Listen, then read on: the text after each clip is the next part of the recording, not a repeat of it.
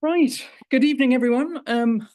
I'd forgotten what this lecture theatre was like. It's slightly like being in a tennis match. So I'll try and notice any hands that go up in the question time. So welcome to this hybrid event on how to build democracies with foresight. My name is Abby Innes. I'm an associate professor here at the European Institute at the LSE, and I'm really delighted this evening to be joined by Professor Albina Asmanavar and Calypso Nicolaides. Now, before I introduce them properly, I need to do a little bit of housekeeping, namely to ask you to put your phones on silent, if you wouldn't mind, because this event is being recorded and we're hoping to put this up as a podcast.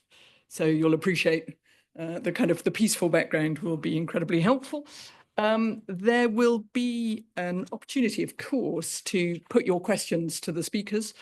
And because we're both online and present here, I'm going to try and take a combination of questions, both from online audience members as well as people here. So obviously I'll signal when that's going to happen. For those of you on social media, the hashtag for this event is LSEEI. And that brings us to the substance, which is that it's really hard to think of another period in kind of recent history when the world has been kind of more in need of long-term perspective and long-term strategies, and seemingly less capable of generating them and applying them. And so to help us try and understand that paradox of democratic time, we have two speakers who I think are unusually well qualified to speak to this, because they're not just both theorists of democracy and of democratic capitalism, but also significantly practitioners, because they've both acted as policy advisors. So Professor Albina Asmanavar, to my right, is Professor of Political and Social Science at City University, also a senior fellow at Bard College. She's also co-director of a radical critical theories circle and founder and co-editor of the journal Emancipations.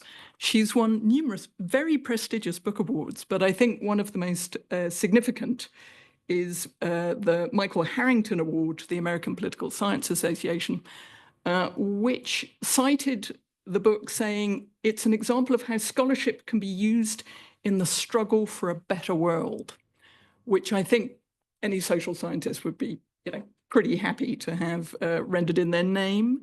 She's also been an advisor to the European Parliament, to the European Parliament's Committee on Civil Liberties, Justice and Home Affairs. Professor Calypso Nicolaides is chair in global affairs at the School of Transnational Governance at the European University Institute in Florence, where she convenes the EY Democracy Forum. Good evening, Calypso. She's currently on leave from Oxford, but she's also been a professor at Harvard's Kennedy School of Government and at the École Nationale d'Administration in Paris. She has also been a policy advisor across an amazing number of institutions. She has advised both the Greek, the Dutch and UK governments, the European Parliament, the European Commission, the OECD and UNCTAD. So we have a very nice dynamic structure for this evening. So Albina is going to speak for 30 minutes. Calypso is then going to comment for a further 10, and then we're going to open it up. So please take notes as you listen, put down questions that occur to you, because we'll get to you pretty quickly. Thank you very much. Albina. Well, thank you. Thank you very much, Abby. Very happy to be here. Very anxious to talk about the difference between future-oriented policy and policy with foresight. Well, currently, across the ocean, the US president has kind of crushed these two moments together, the present and the future, as he is crafting the future American greatness with a chainsaw right now. So what does it mean to orient our present day policy towards the future with the foresight, rather than as Jonathan White once put it, disciplining the future through some fixed utopia and pursuing it in a pedantic doctrinal way. As some of you know, I grew up in a society in my native Bulgaria where we had to sacrifice the present for a bright future. And this is really not the project I'm going to be presenting here, not a version of that. So democracy with foresight. But before I dig into the substance of the project Calypso and I are developing, let me give you a little bit of the backstory or the kitchen of our research together. Now, Calypso Nicolaides and I have been working for a while on transformative European policy. And most recently, we have been particularly troubled by the paradoxical loss of democratic agency in democratic societies. Because now Democrats, the ordinary people living in democracies who are socialized to value democracy, that's who I call Democrats. The Democrats, through free and fair elections, are putting democracy on its deathbed, as electoral support for the far right is growing across Europe and across the liberal democracies at large. So until recently, we worked on these issues separately and from quite different perspectives.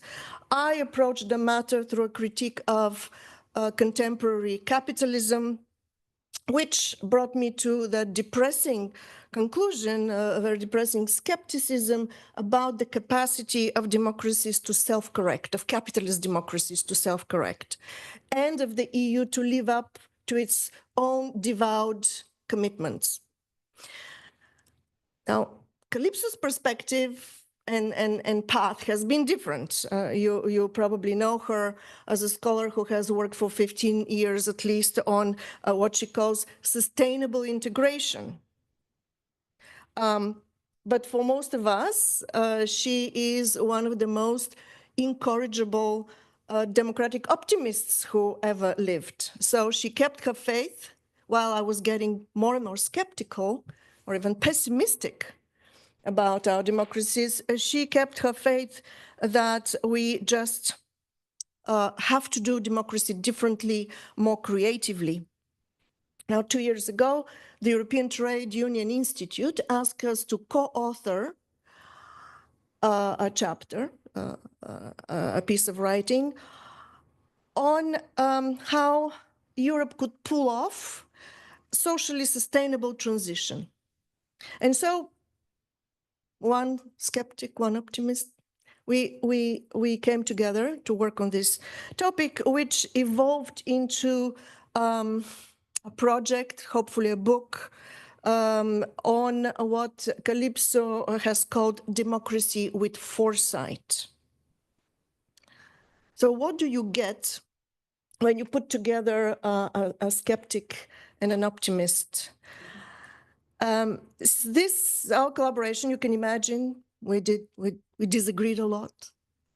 But these are a skeptic and an optimist who value each other's perspectives and take each other's insights seriously. So what it has produced, I think, is a sort of, I would call it a critical realist viewpoint on the contemporary conundrum, historical juncture. That means for us, we steer away from wishful thinking. We are not trying to prescribe felicitous scenarios for Europe's future, but instead focus on articulating the conditions that might enable Democrats to think big again about the kind of society they want to inhabit, or the kind of future worth fighting for. So we are very happy to present this project. It's a work in progress. There are lots of loose ends still, of course, and we are very happy to present this here because LSE's European Institute has exactly battles with these issues, and also we have been very much influenced by the work of Jonathan White on how to open up the possibility for European democracies or for democracies to think the future again. And we tackle some of the concrete implications of his analysis. Okay, so here's the project. Our point of entry is the following contradiction, what we call the paradox of democratic time. It goes something like this. In the early 21st century, European societies, but also generally Western democracies, are at the height of their affluence, we're rich, scientific brilliance, our scientists know how to clean debris from space, and institutional sophistication. We have long traditions of democratic, of robust democratic institutions. Yet, this society's capacity to navigate the future has dramatically eroded since the turn of this century. Sure, it has been the hallmark of democratic politics to tend to sacrifice long-term and global policy commitments to short-term and local concerns. Simply, people like to live better now. We cannot expect any different. This is the infamous presentism of democracies that is an acknowledged flaw, weakness of democracy. It's penchant for the present and the local, because people simply live here and now. As Jonathan White has very powerfully pointed out in his recent work, democracies are also future-oriented. It's a cumulative project pursued over time, but this is always anchored in the present and oriented towards the future. Now, moreover, the post-war era witnessed an unprecedented rise in future-oriented institutions, both domestically and internationally, from the welfare state to international organizations such as the UN and the transnational entity that is the European Union. Now, take the EU Commission. It is a powerful decisional body that is not democratically elected. It has, therefore, an exceptional capacity for thinking long-term because it escapes the presentism. What Calypso has called the silver lining of the EU's democracy deficit. So we all know about democracy deficit, that decisional bodies of the EU, such as Commission, are not democratically elected, and they have so much power. But Calypso has pointed there is the silver lining to that, because they can take care of the long view. Such institutions being embedded in an ecosystem of democratic practices and procedures are meant to harness another feature of democracies that are very important in our understanding of democracy. And this is the fact that as compared to other types of societies, democracies are uniquely capable of garnering collective intelligence. That is, the experiential intelligence of ordinary people, what Aristotle used to pray as the phronesis, as practical wisdom. To this adds another peculiarity of contemporary European democracies, the unprecedented high level of education, information, and awareness. Our societies have never been so educated as now, so well informed. And surveys actually show that most people are aware of the need for acting long-term, of taking care of the future of the planet, for instance, the great majority of citizens do care about climate change and support global social justice. So it's not like they don't care and don't know.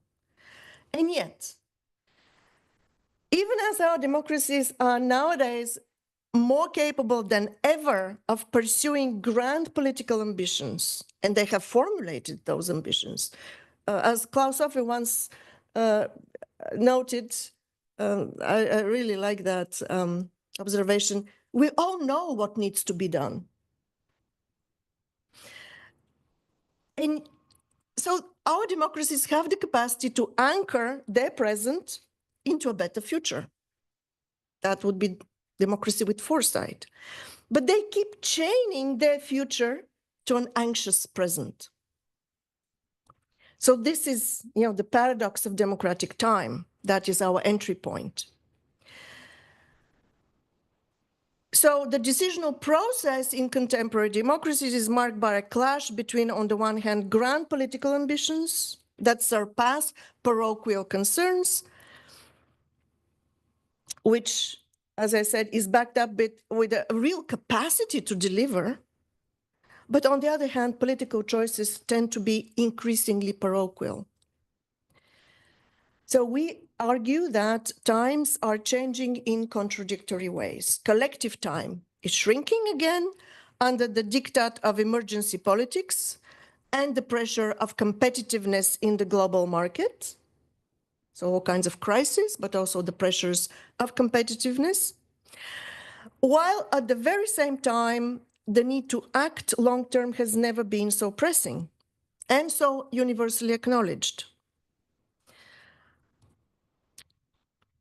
Our democracies, we like to say, are afflicted by a myopic tunnel vision. So a combination of two afflictions, tunnel vision, narrow, and myopia.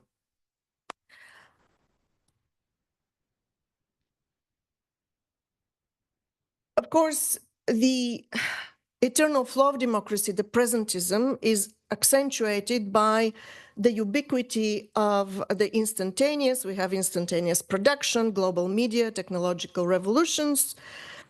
And this ubiquitous immediacy narrows the horizon of people who are already trapped in the tyranny of the present, marked by rising inequality, insecurity, discrimination, etc. So, but on the other hand, the awareness is growing, as I said, of the need for urgent action long-term.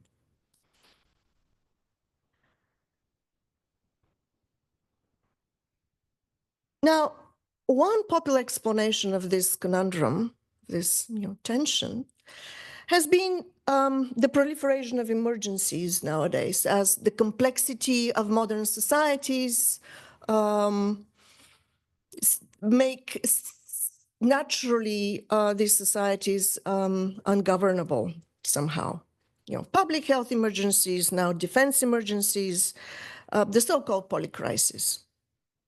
As Jonathan White has pointed out, short-termism emerges because policy is reactive. Autocracy emerges from the need to crisis manage, to act fast. It's logical. We add to that is true, but we add to that a different source of short-termism.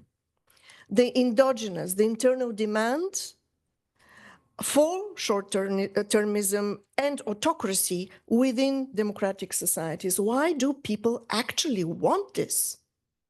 As it is shown in the elections. The anti-democratic and anti-liberal type of agency that is being developed within our societies. We believe, this is our direction of research, our focus, if you wish, that at the root of this conundrum is a particular combination between political economy and institutional infrastructure in contemporary democracies. Or rather, a negative dynamic between the political institutions and the political economy of contemporary modernity, which seems to affect democracies more acutely than autocratic regimes. So let me first say a few, cover the political economy bit of this. The paradox of democratic time has much to do with the phenomenon of mass precarization, the political economy of what I have described in my work as precarity capitalism. Mass precarization, not just the precarity of those on temporary jobs and the poorest people, but the precarity of the masses, of the multitude, was something that Pierre Bourdieu noticed already in the 90s in a speech. He never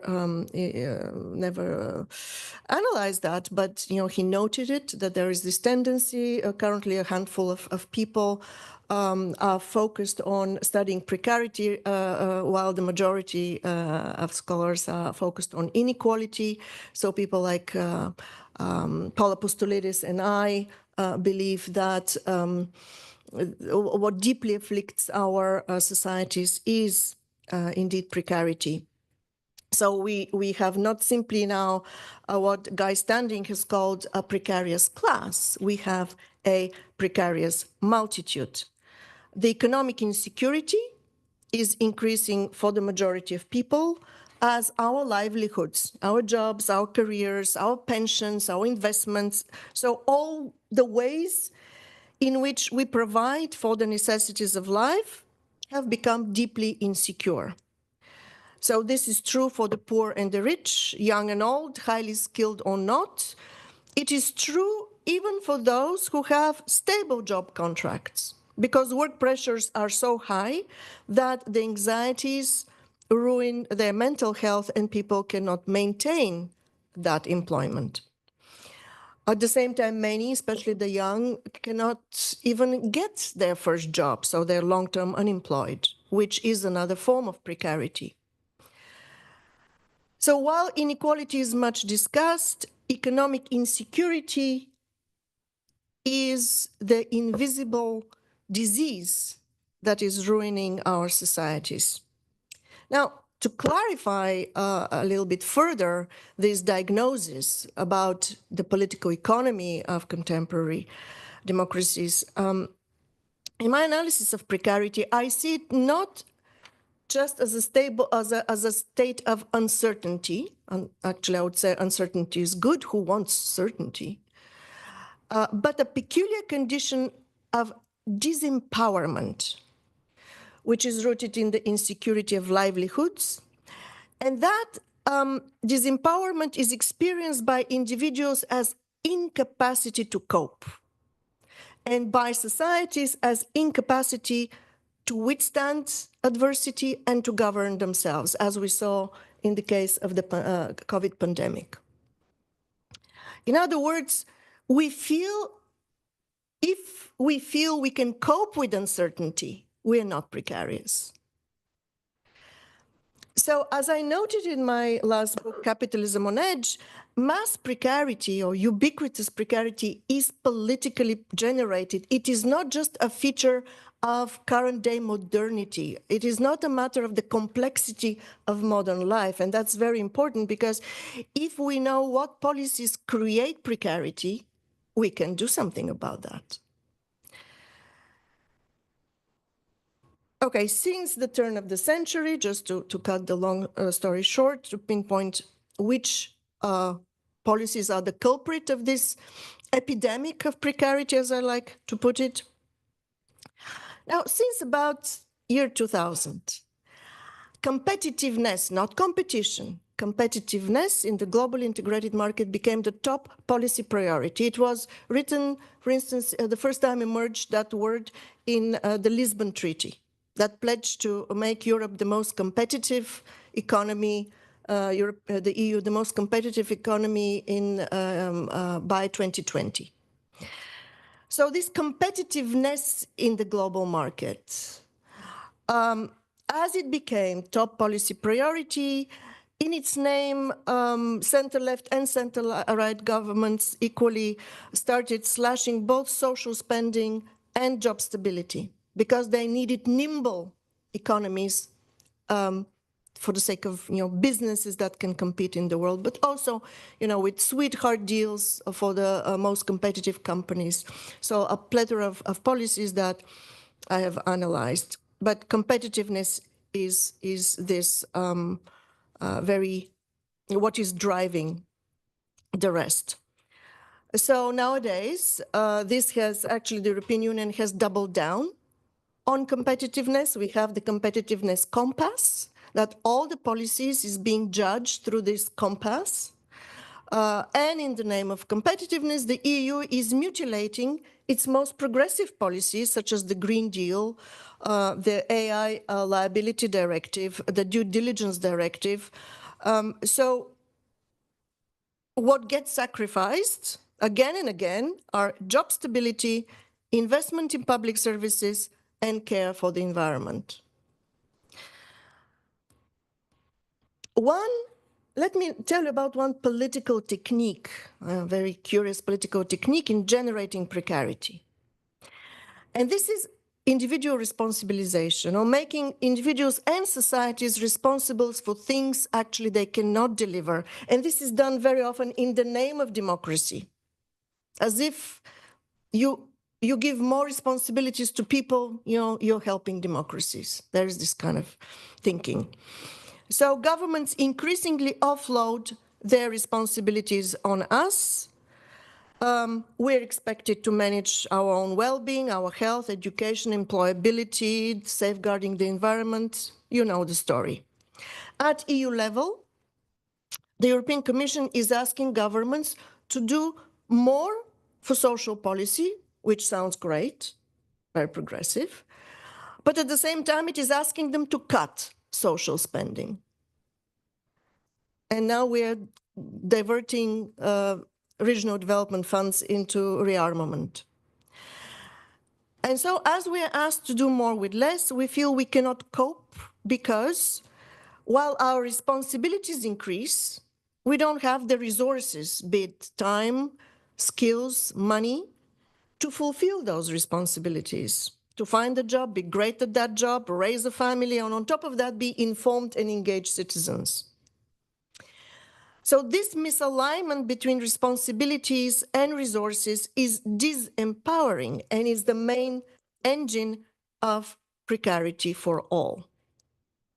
This grave situation, as bad as it is rapidly getting worse with the current arms race, as the European Commission has announced that is going to boost defense spending by 800 billion over the next 4 years without any public consultation.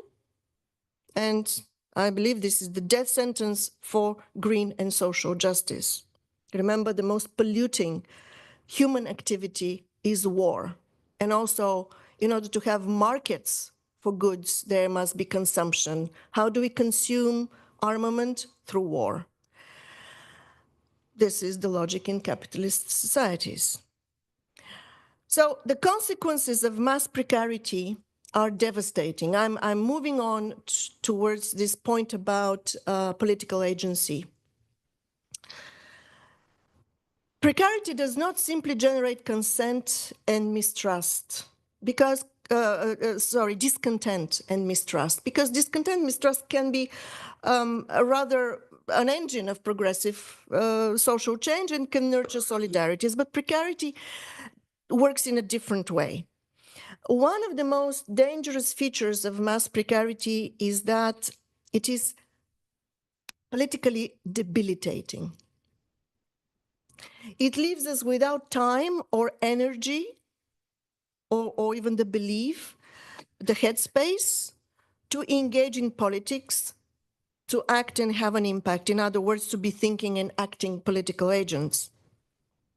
On the one hand, people feel disempowered and exhausted, but on the other, they long for stability and security because precarity makes you value more stability and security. That is why they're willing to support strong men, as they lack agency. Of course, they're seeking for very strong agency elsewhere. Strongmen who promise to provide this fast stability without bordering with the rule of law and the lengthy process of democratic consultation. So the more politically impotent, disempowered people feel, and again, due to specific policies, the more they demand powerful leaders to provide security with an iron fist. This is how we have our societies or our governments have replaced the rule of law with a rule of law enforcement. Even centrist governments have done that by popular demand. By popular demand, that is the really worrying thing. Another outcome of ubiquitous precarity is that it undermines solidarities, as everyone is focused on their own social and economic survival.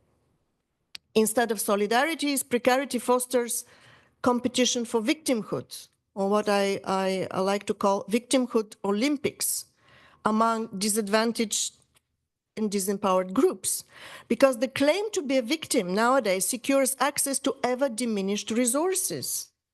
Remember, responsibilities are growing, we don't have the means, so we need shortcuts to these resources.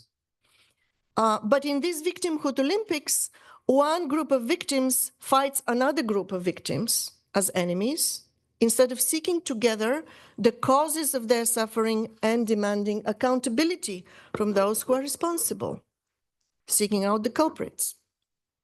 It is not surprising then that anti-democratic forces rise to power through the very channels of democratic politics, free and fair elections. With a political economy that generates massive insecurity that fosters both frustration with the political establishment and fear of change, because we want stabilization when we're unstable, democratic elections do what they're supposed to do: translate personal anxieties into politics, hence the far-right rebellion across democracies. So anxious societies, in other words, produce anxious democrats who propel to power autocrats that crush our freedoms and bring democracy to its deathbed. And this situation cannot be remedied simply with more democracy, as a lot of democratic theorists would tell you. Because the familiar mechanisms of democracy, elections, referenda, even increased representation of workers on company boards, cannot, override the anxieties that the political economy of precarization creates. Okay. Why are our available mechanisms so futile, especially elections? We think that it is because when we cast our vote, we act alone. And when we're alone, we feel the most precarious. So we give vote, the vote expresses our worst fears. So we will be seeking solutions in that direction. We seek solutions, Calypso Nicolaides and I, at the intersection between political economy and democratic institutions. So in order to articulate this junction where the two meet, we use a distinction between democratically responsive and socially responsible style of rule. So this would, we hope, to help us articulate the difference between future-oriented policy and policy with foresight. Okay, so to repeat, democratically responsive, you know what it is. So far-right politics are democratically responsive. Yeah, they respond to the immediate concern of people. And socially responsible rule. Now,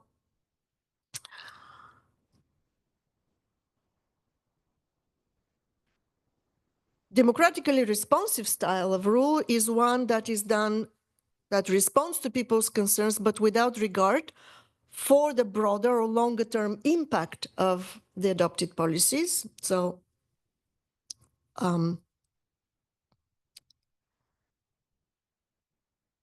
what is the difference with socially responsible rule? It is one that is responsive in a different way, to a broadest possible way, by including its remits publics that may be absent or invisible now. Publics that may not be even human, but by their state, by the way they treat them, they act as a bellwether for the wider parameters of our well-being. So we argue that we need systematically to equip our democracies with democratic foresight, meaning socially responsible rule, in short, the mass appropriation of our horizon scanning. As we said, democracies are able to harvest these practice-based intuitions in people to achieve shared goals. So our hypothesis is, in order to achieve this, a lofty goal, we need both a new formula for the political economy of modern democracies and new institutional mechanisms that bridge end of the world concerns with end of the month concerns. Now, to be sure, lots of work has been done on future studies.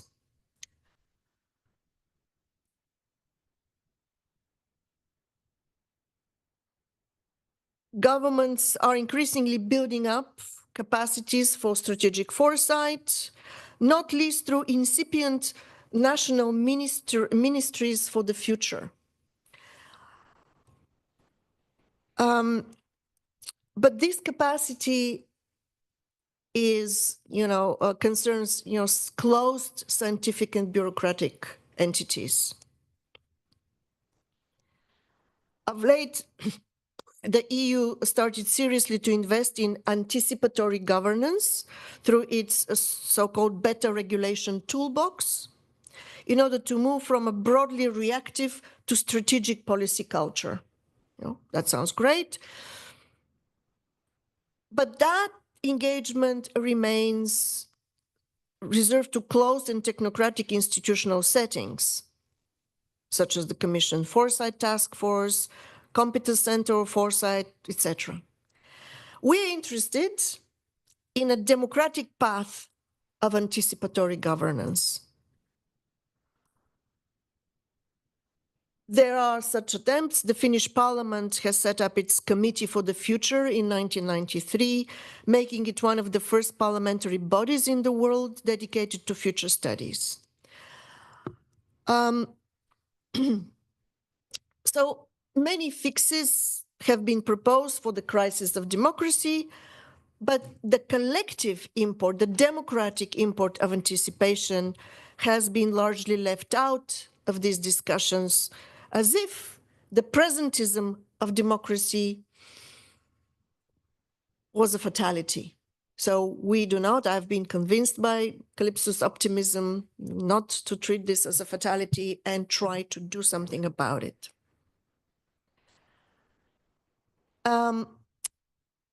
What helps us articulate that anticipatory capacity for democracy is a certain ontology or vision of democracy, of pluralism in democracy, that I have suggested. I have not even checked with Calypso how to call that. I'll call it simultaneous pluralism. So we have heard often that democratic society is pluralistic because there's a plurality of interests. But actually, there is more plurality than that. Each of us has a plurality of interests. I'm a mother, I'm an academic, I am, a citizen. So I'm interested, I have short-term and long interests. So within each of us, there's a tension between the long-term and the short-term. And the issue is, how can we, what kind of democratic institutions, what kind of policies especially social and economic policies, can help in each of us prioritize the longer term over the parochial, the longer term and the broader perspective over the shorter and the parochial one. So how can the paradox of democratic time be resolved? Am I going very, how long have I been? A little bit over half. Over, okay. So I'm coming down to our proposals. So I can stop here, or I can tell you how we propose to solve the issues. I guess you'll let me go. I want to know now. Yes. So how can the paradox of democratic time be resolved? We claim that we need to focus neither on technocratic capacity for planning, nor on devising visions of the future. So we think in terms of enabling conditions, helping Democrats to think big again, and we advance 3 proposals, just 3.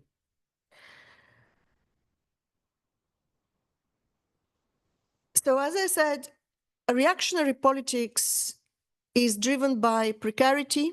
Our first proposal concerns the political economy, but uncertainty and insecurity is not the problem.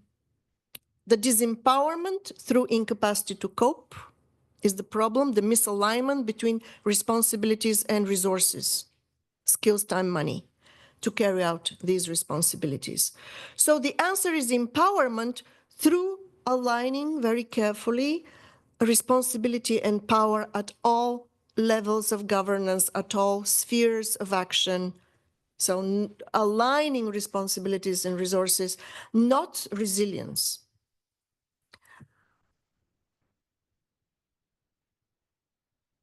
So we have to steer away, ward off the terribly wasteful state of affairs where those who will be held responsible for delivering on the long term are not the ones who have the power to do so, as is currently the case. So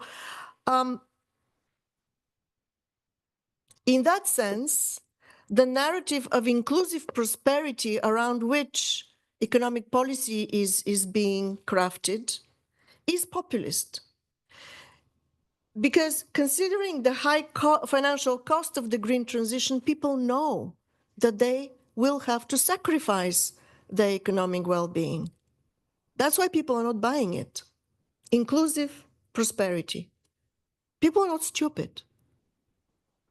So we need to replace the promises of prosperity with that of economic stability. So we explore ways to reshape our political economy around the idea of voluntary employment flexibility, which would equip citizens with both economic security and time free for political and social engagement. If we all work less, of course we'll have less, but it will be a stable wealth that will allow us to think about the future, to project, to have plans. Because without stability, you cannot plan, no matter how rich you are. And then, in terms of, so the third proposal, we explore various democratic innovations and ask under what conditions these could be generalized. We start with citizens' assemblies connected with direct democracy. And we're actually experimenting this now with Calypso with a project called the Democratic Odyssey. So special citizens' assemblies that are designed in such a way as to harness the creative and critical emancipatory potential of antagonistic conflicts by directing citizens' attentions towards the common roots of their conflicting grievances, and then helping citizens allocate political responsibility to those who have actually generated, the harm that they suffer. So designed in this way, citizens' assemblies avoid the short-sightedness of other forms of democratic input, such as elections and public consultations. We are now conducting pilot runs of a project for a permanent People's EU Assembly. We had 2 runs in Athens and in Florence. The next one in May is in Vienna. Another trajectory of experimentation with democratic institutions is around Calypso's idea of the democratic panopticon, that is designing, people surveillance of the decision makers. So turning the panopticon inside out. So those who are making the decisions feel at all times observed. And maybe Calypso will say more about that. This is really her idea. So there are many other such democratic innovations which can be thought of as constituting the third democratic transformation after the ancient cities and national parliaments, which are, its core is about really making good on the paradox of democratic time. Now, I will pass over to Calypso to maybe clarify a few things. Fantastic. Thank you very much. That's a very good set of provocations to lead us into the next speaker. For those online, we're just tuning back into Calypso. There we go. Yes, thank you, Abby, and thank you for welcoming me at LSE's European Institute that has so often been so hospitable to me. So I'm only excited to actually join you, sadly virtually from Florence. And I am very eager to hear the discussion. So I'll just comment on a couple of points. First of all, on what's at stake. After all, in the place where Jonathan has presented his book, brilliant book, there's no convincing to be had. But I think the formulation that Jonathan offers in his book about democracy as a belief in the openness of the future really speaks to our moment right now, where what is Trump, what is Netanyahu, Erdogan, the huge upheaval that we're seeing in this moment, what is it then a closing of future? And indeed, yes, hope, perhaps hope over optimism, as Albina was saying, means that somehow those who are pushing back, the protests that we are seeing, whether in Turkey or Israel or anywhere else around the world right now, is about a vision of democracy that is, in spite of it all, we are keeping faith in the future. And so the question we're all asking, indeed, against this finite time, how do you open time, is, and what Albina just discussed in great detail is, okay, how does democracy's long-term credential pan out, and in what form? What are the variations around this theme? And maybe in this additional remark, we could keep in mind the example of the Green New Deal and the creeping reversal that has happened, both the New Deal at the EU level, at national level, at all sorts of levels, the pressures of lobby, not just the New Deal, but the due diligence directive and global, all sorts of transnational governance agreement that are increasingly put in question. And I think that what we can see is what is illustrated here in terms of the solution is that a number of points. One is, yes, the be-all and end-all of democracy is to start with accountability when we're talking about representative democracy. Accountability, so for delivering in time. But what we see today is that if you have accountability, if you have a simple democratic panopticon, first of all, it's hard to obtain for people to know that the resources are invested in the long term. But without empowerment to act upon them, it doesn't go very far. Then the second point is that ownership real ownership, visible ownership, is what lends efficiency to these policies. And indeed, because it does lead to accountability in different time frame, and above all, the ownership of all the trade-offs that we discuss in democracy. Democracy is not a harmonious process, but it's about the social ownership of the trade-offs that are involved in acting in the long term. Now, part of the issue is that we have lived indeed in these times of crisis, emergency politics, and that we need instead continuous governance. And the democratic institutions are able to provide slow, yes, that is the drawback of democracy, slow but continuous governance.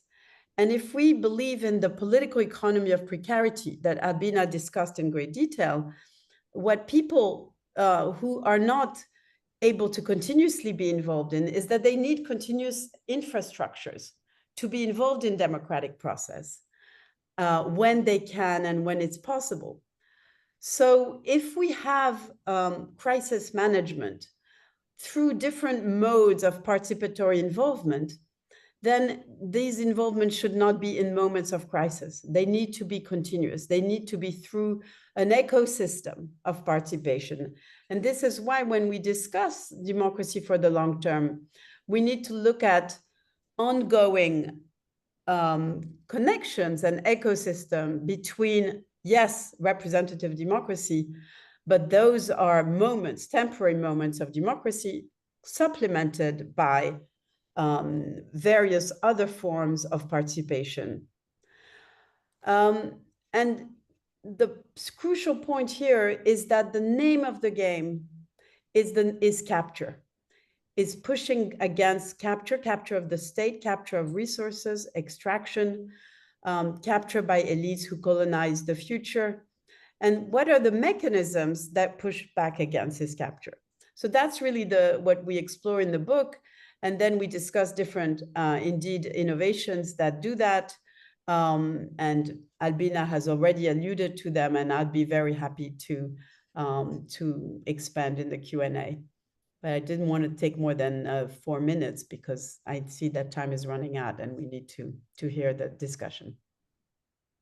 Thank you so much, Calypso. That was a really wonderfully succinct setup. But I think raising this question of capture is also an important and interesting one. So if I'll open it straight up to the, I definitely have a few questions, but let me open it straight up to the floor and to friends online. I'll take questions in probably rounds of 3. So if you have a question, it would be lovely to know who you are. If you are happy to identify yourself, tell us your name, any affiliation you have, any questions from the audience. So, lady here, thank you very much. There's a roving mic about to come your way. Fabulous, if you can hear me. Yeah, Hi, my name is Irina van Wiese. I am, amongst other things, chair of the European Centre for Populism Studies, where I met Albina, and a former vice chair of the Human Rights Committee in the European Parliament. And so it's lovely to see Calypso, who was my classmate at the Kennedy School a very, very long time ago. I have a very quick comment and 2 very quick questions, I promise. The comment, and please forgive me that I beg to differ on the democratic deficit of the European Commission, but maybe that is a topic for another time. The question 1 for the pessimists amongst us is whether it's too late for democracy to recover. We've seen, as you rightly say, probably the zenith of liberal democracies around the turn of the century, now apparently back at the level of 1986 or so in terms of global population backsliding and autocratization. What does that mean? Where does that process actually stop? And is it going to be stopped? And the other question, I thought it was really, really interesting that you talked about realigning responsibility and power in decision making. And yes, I think citizens' assemblies are wonderful, but we already have local authorities, right? We have localism. So maybe if bringing power back to the local level and I'm a local politician here in London, I can tell you we definitely need more resources.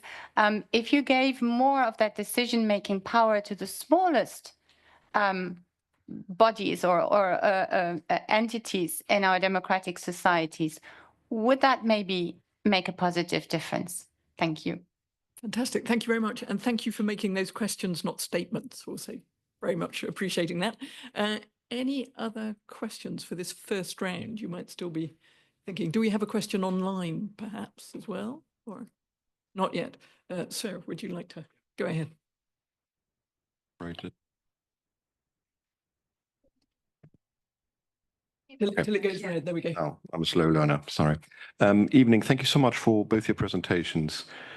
My name is Joachim von Hallas. I'm the chairman of Tuesday Club, a regular roundtable on geopolitics and geoeconomics here in London.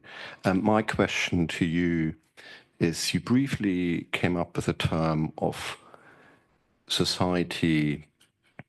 Our economies have become too complex. Complexity as an issue against democracy. Could you evolve or deep dive on that a bit further, please? Thank you. Fantastic. I think what I'd like to do here is, Calypso, would you like to speak to those questions? And then I'll turn to Albina as well. Calypso, could you hear those questions? Of course, yes, absolutely. And hello. And my God, it takes us back to a very long time ago, which shows that time is not an objective thing. And when you, of course, we all follow the ebbs and flows of democracy and the waves of democracy. But I would make 2 points. One is that indeed democratic backsliding is reversible to a great extent. We've seen it in Poland. Reversibility comes from an array of actors, starting with civil society, starting with people who seek an open future, who seek to a self-determination and the intrinsic value of democracy, as well as, of course, what they think it can deliver for them. And so I'm not as pessimistic as you imply. And indeed, yes, civil society, but often, of course, ourselves, universities, places of knowledge, businesses often also see the intrinsic value of open systems, at least some businesses, civil servants as opposed to bureaucrats, actors, and indeed we have some issues with us about the state versus corporate power. Where is power? Those who see that indeed where power is hugely fragmented in our societies, it needs to be accountable, dispersed but accountable. And so I think that, and of course, this is reversible in our societies that have experienced democracy in people's memories. But if you also think of what we could call the democratic geopolitics, the geopolitics of democracy, a lot of thinking is to be done now on whether citizens in China believe that their regime promises the long term. Why don't they invest in their savings in banks, but they put them under the mattress? Do we really believe that that citizens in autocracy are better placed and believe that their governments are better placed to deliver the future, whether it's climate, AI, new technologies, security, etc.? And there's been very interesting polling on this front, which I think leaves it very open. Now, the second bit of the question is about localism. And I think that when we speak increasingly these days, we talk about the fact that all of these democratic innovations that we debate really start with the local and are more credible locally. And that may be true, but what matters is really a time when we are considering translocal connections, translocal mutuality, as well as transmodal, combining modes, combining levels, And it's this complexity, it's the complexity of democratic organization itself that we need to consider, even if localism is a very fundamental part of the story. Fantastic. Thank you very much. Yes. Irina, about is it too late? I think that now publics are experimenting with affiliations with the far right. It's a moment of experimentation. It depends how the alternative forces will respond. There are so many ideas. I have advised for 2 decades now that we focus on fighting precarity rather than just inequality, and there is not actually work done on that. So there are ideas for changing course of economic policy that can address people's concerns, and I think then people will withdraw their support to reactionary politics. We need to give them a plausible alternative. Not this what I call the populism of the center. To promise things that no reasonable person would just accept at face value, such as inclusive prosperity. We're past that point. So as to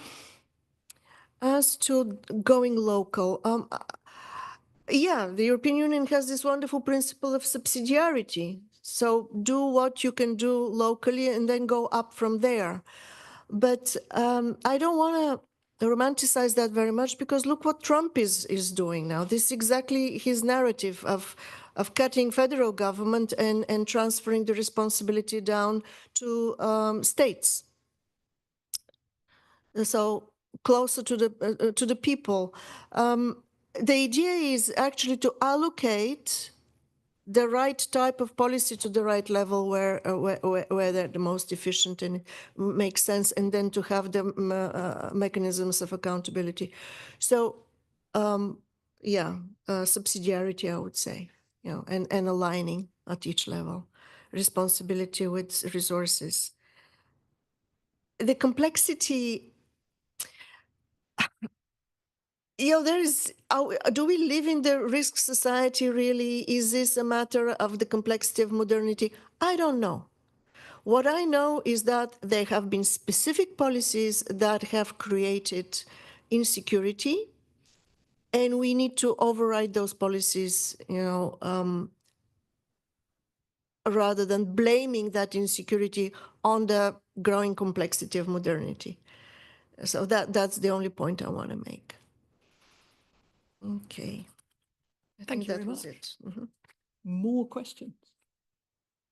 If there's a yes, do. Do I need to hold this? Again, do identify yourself if you're comfortable. Hello, my name is Dora. Hello, my name is Dora.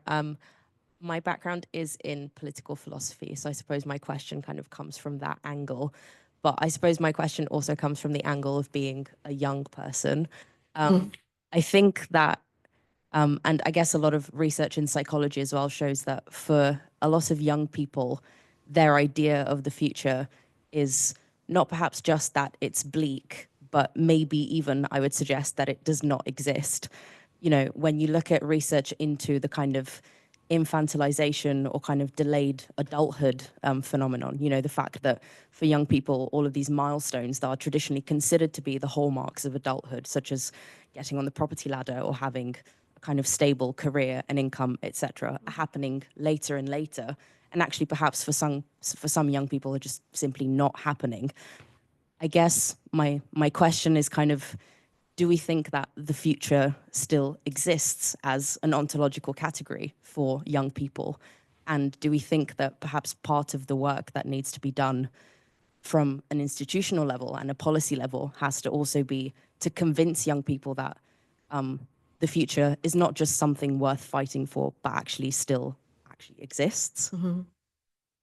Thank you very much. If ever there was a more damning testament to our contemporary politics. I think it may be that phenomena. So thank you very much for articulating that.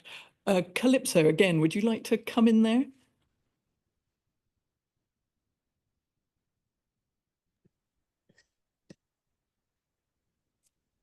I obviously,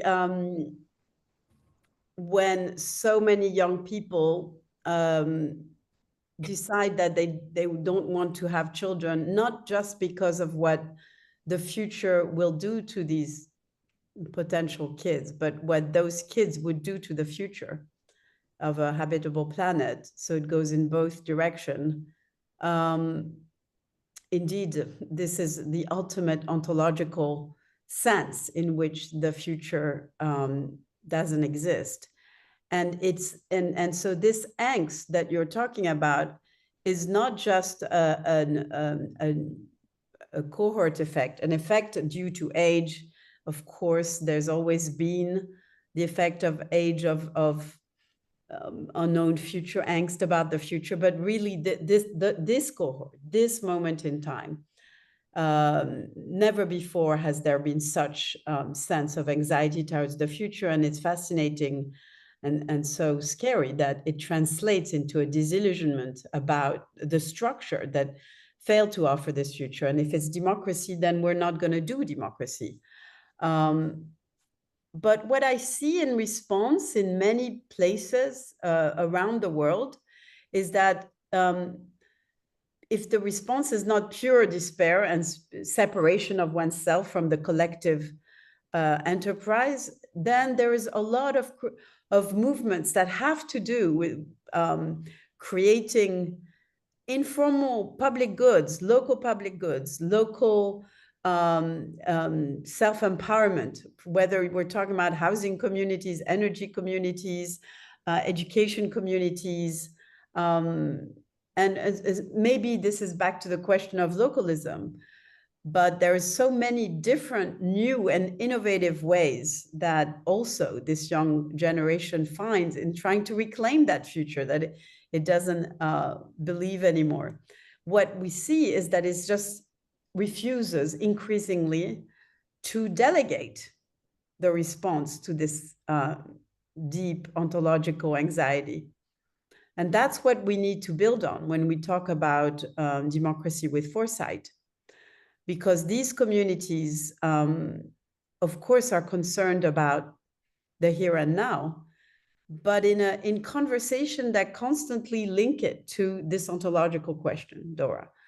So that's what I find fascinating in these kind of self-empowered movement. And for instance, when we had the last conversations in the Democratic Odyssey with, randomly selected ordinary citizens, they imagined how these communities could exist and have democratic debates and then connect with one another, and only little by little bring those who are supposed to have the levers of power, whether it's representative of the state, corporations, and the likes, but set an agenda. So reverse inclusiveness, not just demand and plead for inclusiveness, not just demand and plead for the radicality of sunlight and transparency of how power is used and our resources are used, but owning the conversation and then bringing in those with power. So I see rays of hope in that kind of emerge from such despair. Thank you very much. Albena. So you're asking about the future as an ontological category. I'm not convinced that the future has disappeared from the horizon of the young. If I look at surveys, striking, young people are worried about poverty in old age. This is the one of the most striking things I discovered when I was looking at the reasons for youth support of the far right in Germany. So they project, they see a future, but this is a future of being worse than their parents. So I wonder though, and you have to tell me, is it a lack of future or is it fear of social sliding? Is it because our societies have it so good that the next generation is afraid they're not going to live as well as their parents? Or is it a really incapacity to plan for the future because you're so insecure now that you need certain, certainty, stability in order to be able to project from now to tomorrow and to the day after, to plan to buy a house. So I don't know. I see different data that suggests different things, and I wonder. Yeah, it's a good question. How young people see the future. I might abuse chair's privilege and jump in with a question. Really, I want to make quite an abstract point and then really specify it, which is I wonder how much the crisis in being able to imagine the future comes from the sort of failure of high modernist understandings of our power, not least in relation to nature.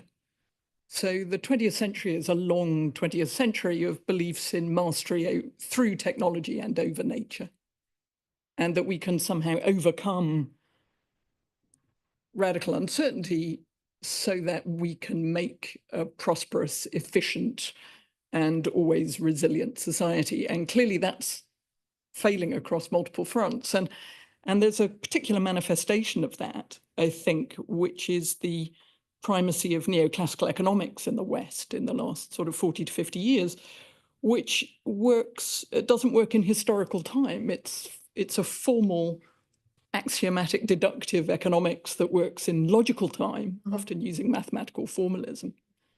And it thinks in terms of machine models of the economy. And in that sense, it's no less a misadventure in high modernism than Stalinist economics. It's just a different coordinating mechanism, right? They're both sciences in the allocation of things rather than political economic philosophies that seek to manage human flourishing in an inescapably uncertain and imperfectible world. So one of the things that keeps striking me about generations of economists, both at the Commission, across the EU, across national governments in Europe and beyond, not least the US, is that we've been doubling down on this machine model of the economy. If it's not working, it's because we haven't done enough of it. We've had 40 to 50 years of an economics in which we're expecting people to conform to an economic blueprint rather than thinking in terms of what do people need, what are they representing to us as democratic institutions, how do we respond to that? So we've been expecting societies to conform, they've been failing to conform, as inescapably they must, because we're not able to create a machine world. And that's created a world of unanticipated consequences, grotesque caricatures of the political economies that were promised, and a sort of collapse in legitimacy for our sort of status quo. But then what next? How do we change that? So at this point, not least because Calypso was talking about problems of state capture, and you're talking about this, the kind of technocracy, the sort of how do you escape technocratic understandings of what's going on? Would it be enough at this point to change economic orthodoxies, to open it up to analytical pluralism, to admit that the existing orthodoxies have failed, and failed kind of ontologically and epistemologically? It's not just kind of mild technocratic failures. They fail utterly. They are a misrepresentation of what's possible. Or is capture too extensive at this point? Could ideas shift interests at this point? And what would it take to instigate that shift, do you think? This is a huge question, but we're dealing with huge issues. Well, so have a crack at that. Okay. So in a way, you're talking about the capture of scientific thought by neoclassical economics. Yes. And there have been breakthroughs. There has always been a strand, of non-orthodox economists. But now I would defer you to the latest book of James Galbraith, where he proposes to shift the whole paradigm towards thinking from the perspective of entropy.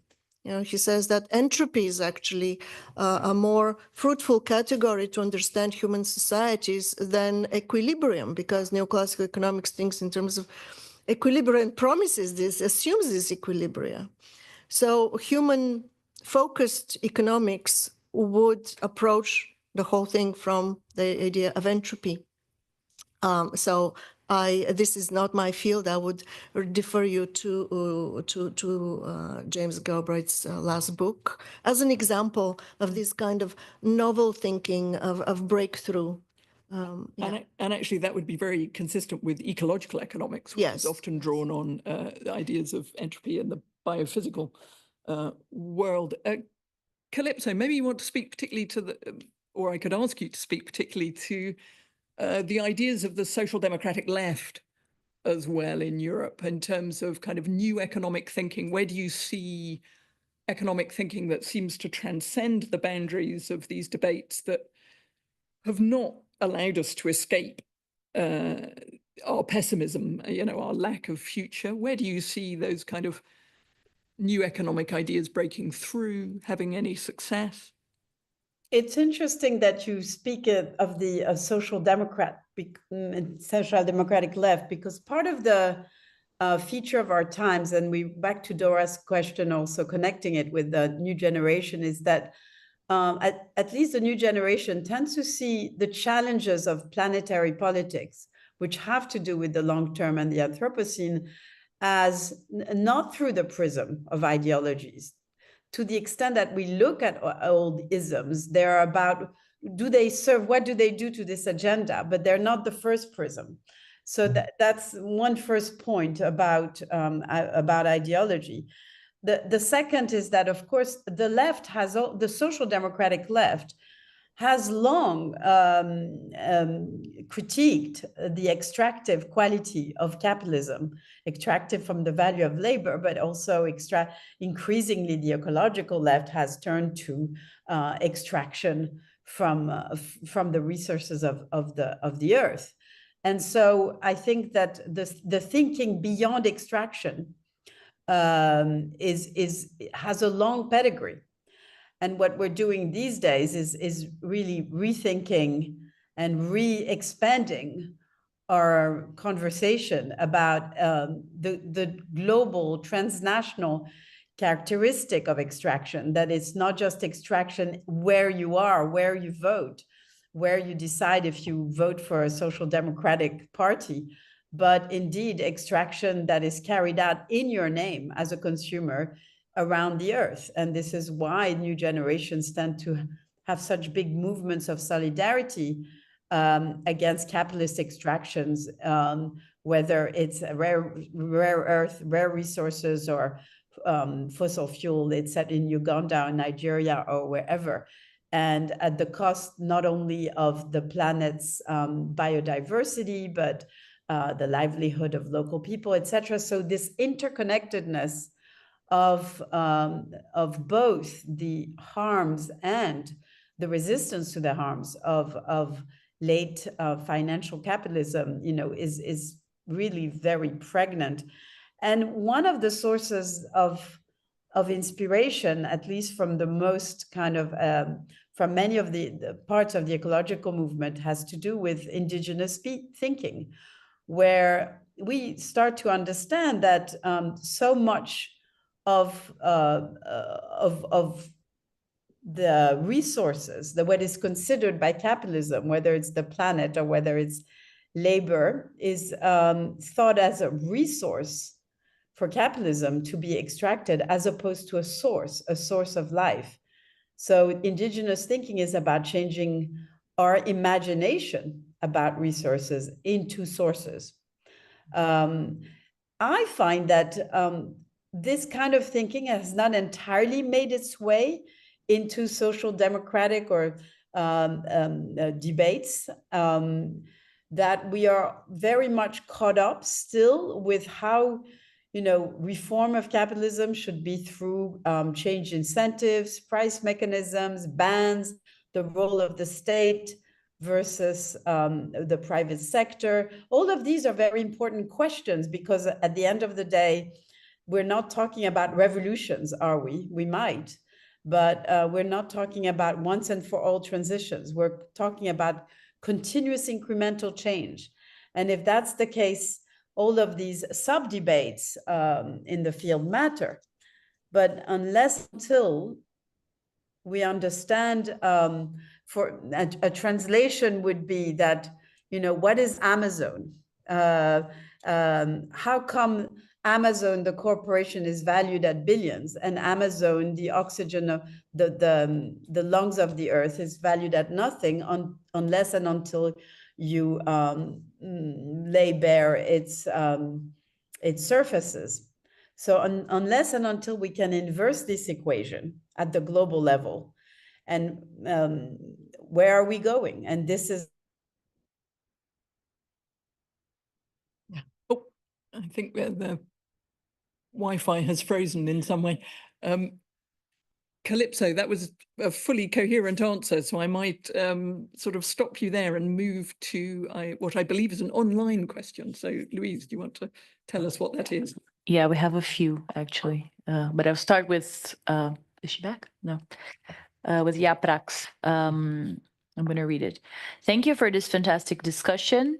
I am Yaprak Gursoy from the European Institute. I am the chair in Contemporary Turkish Studies, and I have two quick questions. Where do you see the potential of dangers of technology in all of this?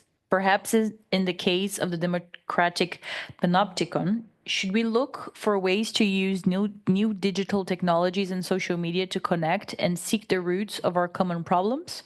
Or do some of these technologies make us feel more alone and precarious? Second question is, you talked about anxiety. Have you considered anger as another important consequence of insecurity and people turning to strong men? Fantastic, thank you very much. Yeah, great. Well, definitely anger is an offspring of anxiety. For some people, and I believe maybe for most people, it is disempowering. But so anger can be good because it shows that at least we feel we have agency and we're entitled to an alternative rather than putting up.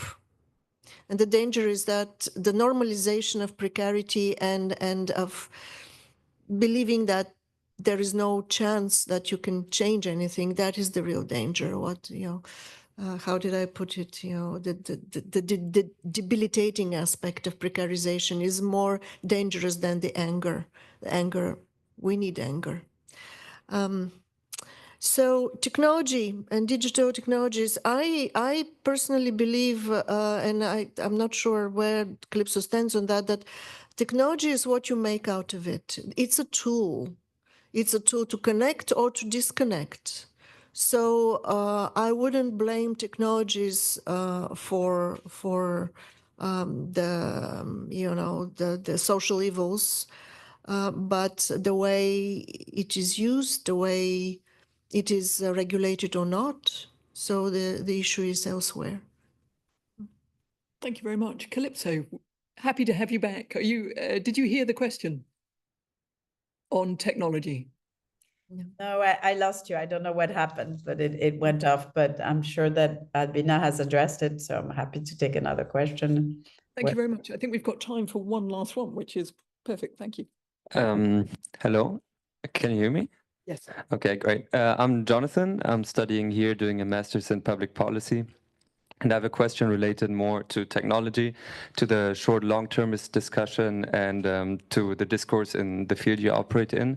So I'm personally pretty scared of the impacts AI can have on our democracies, be it through the erosion of public epistemics, be it through unemployment, be it through automation and resulting gradual disempowerment, for example.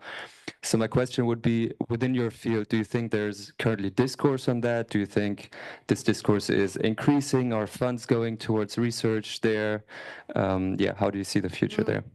Thank you very much. Okay, shall I go first? And then, so let's take automation through AI. It is so scary because we have been made to depend on a paid job to satisfy our needs. If we have a political economy that provides, the essentials of life without dependent on paid employment, we wouldn't be threatened by technology, loss of jobs. So I would blame the political economy that has increasingly cut all the, resources for public spending, has made reliance on good healthcare dependent on private funds rather than technology itself. So that's my short answer to this. Thank you, Calypso. Like all the issues we discussed, there's always a dark side and a bright side. And I think that when we talk about the long term, we are at the end of the day, yes, we're projecting, yes, we're expanding, extrapolating on trends, but at the end of the day, it's about our democratic imagination, and it's about how we can think that collectively we can conjure up futures that we can live with, and maybe more. And so AI, of course, is full of fears, and that's what your question, Jonathan, expressed. It's the fear of displacement. Indeed, Albena spoke to it. But in democratic term, the idea that somehow we could have AI machines discussing with one another, algorithm, we could have our own democratic avatar voting for us, internalizing our preferences, and then MPs' avatars and governments mostly by through AI decision making, and a lot of it will happen. So the question that all our societies are asking is, how much control can we keep? We are envisaging a future that is cybernetic citizenship. And of course, the future is almost with us in China with the social credit system. And the idea that what government is about, and government for the long term, is aggregating preferences that can be expressed through all sorts of behaviors that will be voted pluses or minuses by these algorithms. And these are societies that will eventually externalize the value decisions that are made in democracy through this cybernetic citizenship, rather than the foundation of democracy, which is to have internalized values of other regardingness, values of dignity, collective dignity, and indeed of political freedom. So AI, to the extent that it's a mechanism for aggregating surveillance, control, aggregation, numbers, individual by numbers in society, an alternative way of aggregating preferences, is extremely scary. And if we combine it with the quantum leap, the future quantum revolution of quantum computing put together with AI, those who will control these technologies could control our lives. And so what the EU is trying to do with our democratic imagination is to ask in a relatively feeble way for the moment, okay, what can we do now? How can we backward engineering to put ourselves on a different path? Whatever will happen with China, or the mirror effect of surveillance capitalism and surveillance democracy in the US from corporations. So yes, we are in a Europe that is trying to kind of tread a third way between these two alternative technological controls, which will erase democratic leeway and freedom. Now, the approach of AI and democracy in the EU is to have different types of risks, to have different types of regulation, but regulation is always too late. So to me, yes, we need to continue to ask whether our state machineries, our corporate governance can do this, but we also want to work on our societal capacity. This is why a lot of what we're talking about in democracy with Foresight is about the dispersion of a culture in schools, in enterprises, in neighborhoods, in local governments, in transnational governance, in translocalism, everywhere, of people's grappling with imagining these futures and asking how we can reverse engineer them. It has to do with our own capacity to feel in control of our life. You know, Harry would say, you just meditate twice a day and you won't be captured by AI. I'm not sure that's enough. It's about using AI, familiarizing with ourselves with AI so that we can use it as a good way to aggregate preferences. In fact, we've been playing with this in our own Democratic Odyssey experiment. We know the examples of Taiwan and many other examples around the world where, you know, with the police AI algorithm, we're using another one called Talk to the City. We're experimenting with AI algorithms that actually are transparent enough that they do for us what we can call democracy at scale. Really having lots and lots of people debating stuff and it leading somewhere because AI is helping us to do that. So there are many different other aspects of the better angels of our nature and how we can figure out ways of using technology better. I think we have to continue to push for corporations like Meta and Google and others to be governed by communities that learn to control the impact of AI on what they do. And there's really extremely interesting experiments in that way. And I could go on and on. The point is to weigh the scales on the side of a democratic use of AI. It's a huge challenge. So, and the challenge is really up to that, this future generation of ours that Dora was talking about. Frankly, wow, this is a future you need to grasp. This is a long-term challenge you need to grasp. And I would add, on the side of the hopefulness, that what AI is giving us today in the world is what we could call planetary sapience, our capacity as humanity to kind of know the planet, know every bit and pieces of biological, chemical, etc., realities of this planet and what creates the dynamics of the system and climate change and biodiversity depletion. We have this planetary sapience, and the reason we have it is through the combination of huge data models, AI, quantum computing, these technologies together. So the question is whether with this planetary sapience, we're going to be able to transform it into planetary wisdom. Can artificial intelligence lead to human intelligence in what we're going to do about this data? So that's the path of hope. And that is the path of owning the future against it being colonized by very foolish decisions we might make today. Mm-hmm. Thank you so much. I'm afraid we've slightly gone over time. So attempt just to draw it together. What comes out of this conversation is how much is at stake and also how much jeopardy there is, that there's a dark trajectory and a much lighter trajectory. But